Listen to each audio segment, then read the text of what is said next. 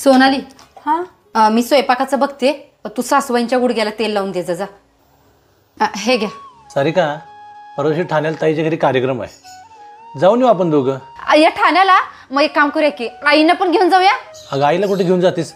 तिला एकतर गुडघ्याचं दुखणं आहे. आणि अहो मला आईनं एका ठिकाणी घेऊन जायचंय. ए बाई, तिथे नेऊन फक्त सोडणार आहे तुम्हाला, माझी बाकीची पण कामं आहेत. हा चालतंय की. मग आपण सोनालीला पण घेऊन जाऊ, म्हणजे तुम्ही तुमची कामं करा, आम्ही आमची कामं करतो.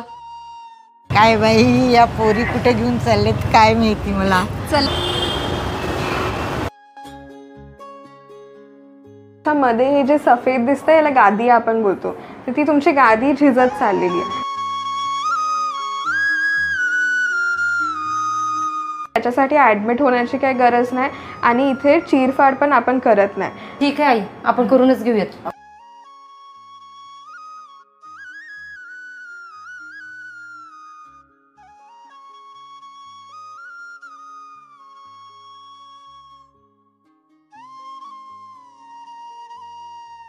होय ताई, एखादा मुलगा किंवा मुलगी आपल्या आईची काळजी घेताना मी कायम बघितलं, पण सून सासूची एवढी काळजी घेते हे मी पहिल्यांदाच बघितलं.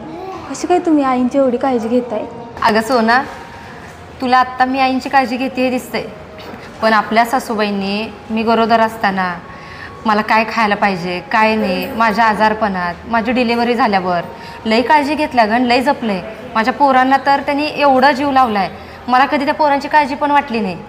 ज्या वेळेला मला गरज होती त्यावेळेला आपल्या सासूबाईंनी माझी साथ दिल्या.